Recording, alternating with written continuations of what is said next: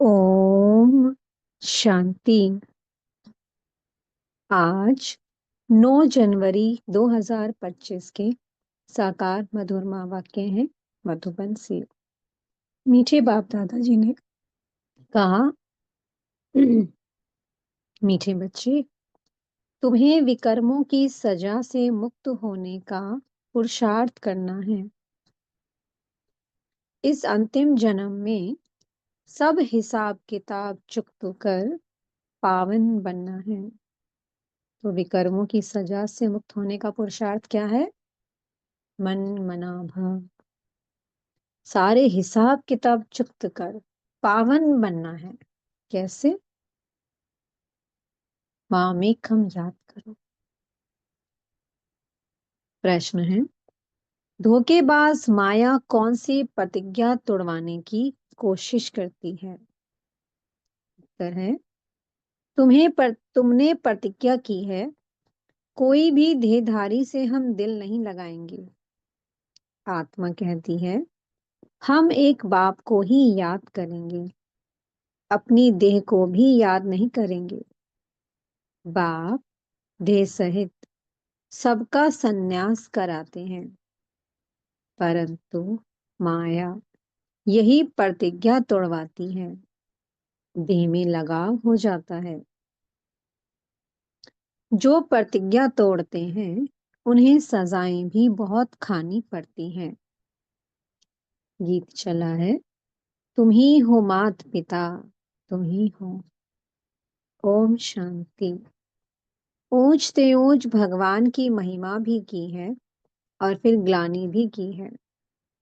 अब ऊंच ते ऊंच बाप खुद आकर परिचय देते हैं और फिर जब रावण राज्य शुरू होता है तो अपनी ऊंचाई दिखाते हैं। भक्ति मार्ग में भक्ति का ही राज्य है, इसलिए कहा जाता है रावण राज्य। वह राम राज्य और ये रावण राज्य। राम और रावण की ही भेंट की जाती है, बाकी वह राम तो त्रेता का राजा हुआ, उनके लिए नहीं कहा जाता। रावण है आधा कल्प का राजा, ऐसे नहीं कि राम आधा कल्प का राजा है। नहीं, ये डिटेल में समझने की बातें हैं, बाकी वह तो बिल्कुल सहज बात है समझने की। हम सब भाई भाई हैं, हम सबका वह बाप एक निराकार है। बाप को मालूम है इस समय हमारे सब बच्चे रावण की जेल में हैं, कामचिता पर बैठ सब काले हो गए हैं। ये बाप जानते हैं आत्मा में ही सारी नॉलेज है ना, इसमें भी सबसे जास्ती महत्व देना होता है आत्मा और परमात्मा को जानने का। छोटी सी आत्मा में कितना पाठ नुधा हुआ है जो बजाती रहती है। देह अभिमान में आकर पाठ बजाते हैं तो स्वधर्म को भूल जाते हैं। अब बाप आकर आत्म अभिमानी बनाते हैं, क्योंकि आत्मा ही कहती है कि हम पावन बने। तो बाप कहते हैं मामी कम याद करो। आत्मा पुकारती है, हे परम पिता, हे पतित पावन। हम आत्माएं पतित बन गए हैं, आकर हमें पावन बनाओ। संस्कार तो सब आत्मा में है ना। आत्मा साफ कहती है कि हम पतित बने हैं। पतित उनको कहा जाता है जो विकार में जाते हैं। पतित मनुष्य पावन निर्विकारी देवताओं के आगे जाकर मंदिर में उनकी महिमा गाते हैं। बाप समझाते हैं, बच्चे, तुम ही पूज्य देवता थे। 84 जन्म लेते लेते नीचे जरूर उतरना पड़े। ये खेल ही पतित से पावन पावन से पतित होने का है। सारा ज्ञान बाप आकर इशारे में समझाते हैं। अभी सबका अंतिम जन्म है। सबको हिसाब किताब चुकतो कर जाना है। बाबा साक्षात्कार कराते हैं। पतित को अपने विकर्मों का दंड जरूर भोगना पड़ता है। पिछाड़ी का कोई जन्म देकर ही सजा देंगे। मनुष्य तन में ही सजा खाएंगे। इसलिए शरीर जरूर धारण करना पड़ता है। आत्मा फील करती है कि हम सजा भोग रहे हैं। जैसे काशी कलवट खाने के समय दंड भोगते हैं। किए हुए पापों का साक्षात्कार होता है। तब तो कहते हैं, क्षमा करो भगवान, हम फिर ऐसा नहीं करेंगे। ये सब साक्षात्कार में ही क्षमा मांगते हैं। फील करते हैं, दुख भोगते हैं। सबसे जास्ती महत्व है आत्मा और परमात्मा का। आत्मा ही 84 जन्मों का पाठ बजाती है। तो आत्मा सबसे पावरफुल हुई ना। तो छोटी सी आत्मा, नन्हा सा बिंदु, और उसमें 84 जन्मों का पाठ बंधा हुआ है। कितनी पावरफुल है आत्मा। 5000 वर्ष तक पाठ बजाती है। सारे ड्रामा में महत्व है आत्मा और परमात्मा का, जिसको और कोई भी नहीं जानते। एक भी मनुष्य नहीं जानता कि आत्मा क्या है और परमात्मा क्या है। ड्रामा अनुसार ये भी होना है। तुम बच्चों को भी ज्ञान है कि ये कोई नई बात नहीं। कल्प पहले भी ये चला था। कहते भी हैं, ज्ञान, भक्ति और वैराग्य, परंतु अर्थ नहीं समझते हैं। बाबा ने इन साधुओं आदि का संग बहुत किया हुआ है। सिर्फ नाम ले लेते हैं। अभी तुम बच्चे अच्छी रीति जानते हो कि हम पुरानी दुनिया से नई दुनिया में जाते हैं, तो पुरानी दुनिया से जरूर वैराग्य करना पड़ेगा। इनसे क्या दिल लगानी है। तुमने प्रतिज्ञा की है, कोई भी देहधारी से दिल नहीं लगाएंगे। आत्मा कहती है, हम एक बाप को ही याद करेंगे, अपनी देह को भी याद नहीं करेंगे। बाप देह सहित सबका संन्यास कराते हैं। फिर औरों की देह से हम लगाव क्यों रखें। कोई से लगाव होगा तो उनकी याद आती रहेगी। फिर ईश्वर याद आ ना सके। प्रतिज्ञा तोड़ते हैं तो सजा भी बहुत खानी पड़ती है। पद भी भ्रष्ट हो जाता है। इसलिए जितना हो सके बाप को ही याद करना है। माया तो बड़ी धोखेबाज है। कोई भी हालत में माया से अपने को बचाना है। देह अभिमान की बहुत कड़ी बीमारी है। बाप कहते हैं, अब देही अभिमानी बनो। बाप को याद करो तो देह अभिमान की बीमारी छूट जाए। सारा दिन देह अभिमान में रहते हैं। बाप को याद बड़ा मुश्किल करते हैं। बाबा ने समझाया है, हथ काटे दिल यार दे। हाथों से कार्य करते रहो और दिल उस एक परमात्मा में लगी रहे। जैसे आशिक माशुक धंधा आदि करते भी अपने माशुक को ही याद करते रहते हैं।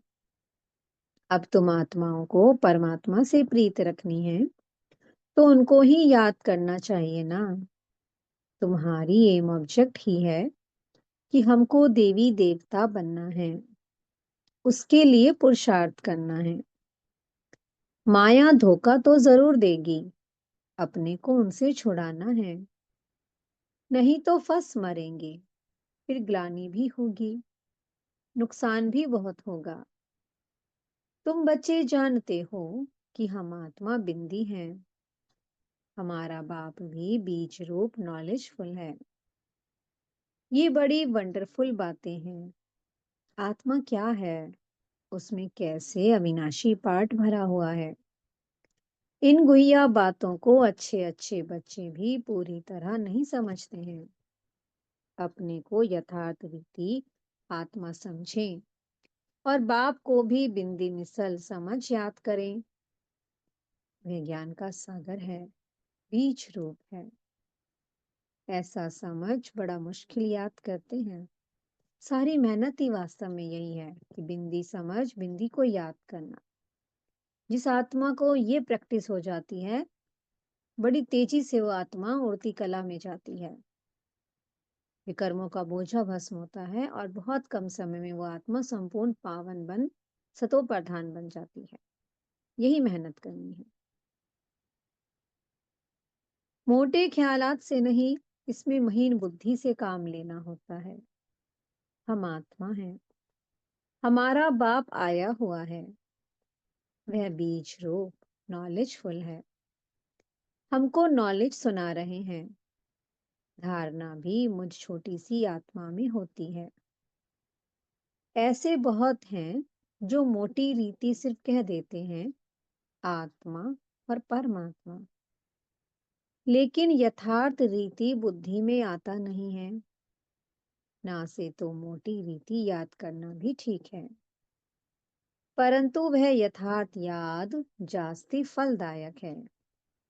इतना उच्च पद वह पा नहीं सकेंगे। इसमें बड़ी मेहनत है।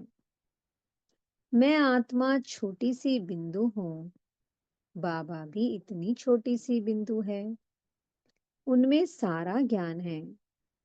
ये भी यहाँ तुम बैठे हो तो कुछ बुद्धि में आता है, लेकिन चलते फिरते वह चिंतन रहे सो नहीं, भूल जाते हैं। सारा दिन वही चिंतन रहे, ये है सच्ची सच्ची याद। कोई सच बताते नहीं है कि हम कैसे याद करते हैं। चार्ट भल भेजते हैं, परंतु ये नहीं लिखते कि ऐसे अपने को बिंदी समझ और बाप को भी बिंदी समझ याद करता हूँ। सच्चाई से पूरा लिखते नहीं हैं। भल बहुत अच्छी अच्छी मुरली चलाते हैं, परंतु योग बहुत कम है। दे अभिमान बहुत है।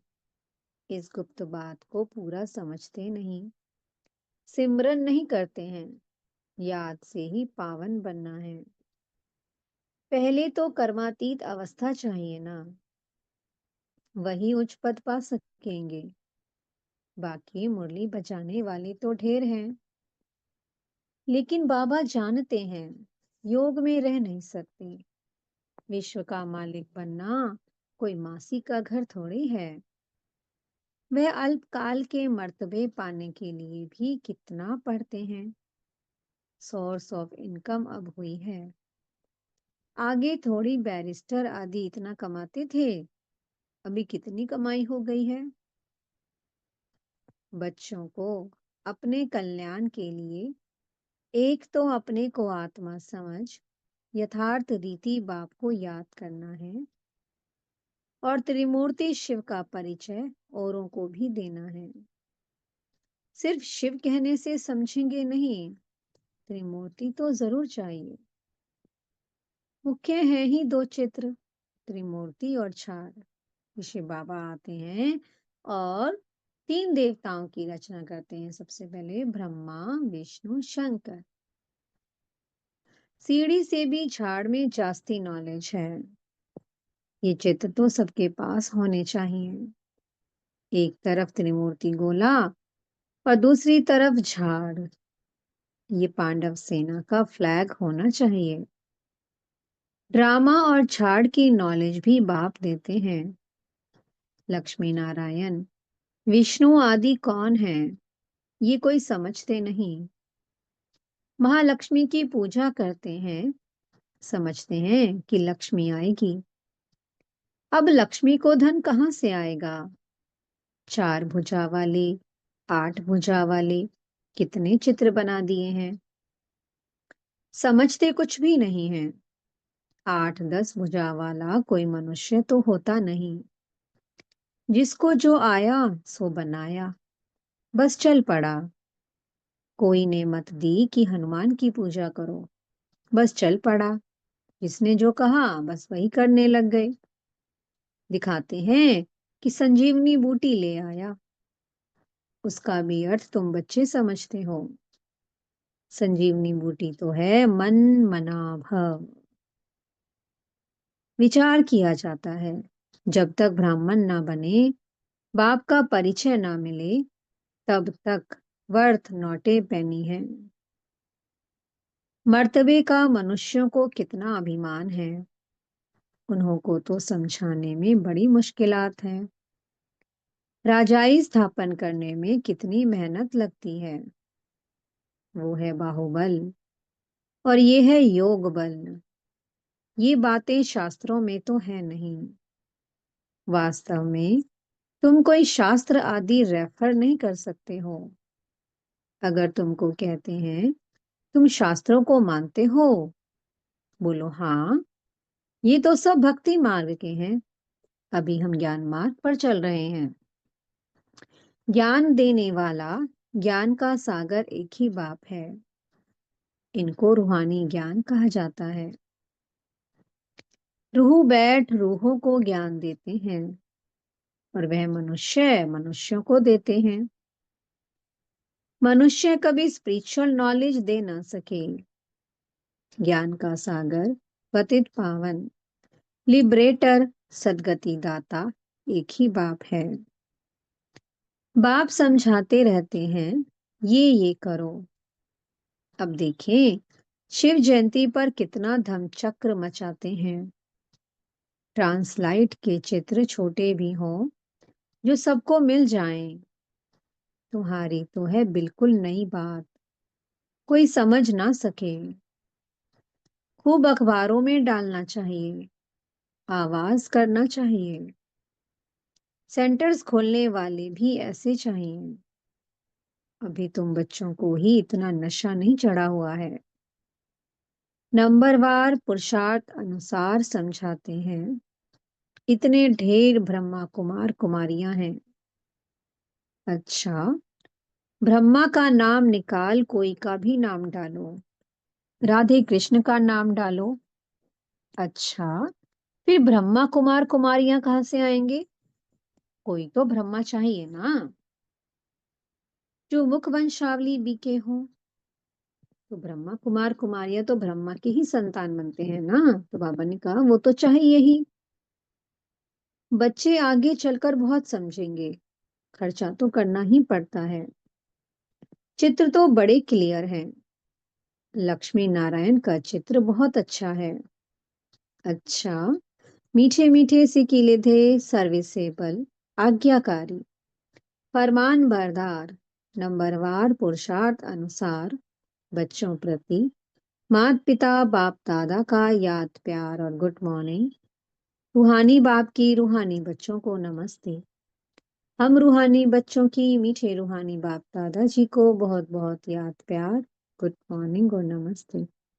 धारणा के लिए मुख्य सार है। पहला पॉइंट, कर्मातीत बनने के लिए बाप को महीन बुद्धि से पहचान कर यथार्थ याद करना है। पढ़ाई के साथ साथ योग पर पूरा अटेंशन देना है। दूसरा पॉइंट है, स्वयं को माया के धोखे से बचाना है। कोई की भी देह में लगाव नहीं रखना है।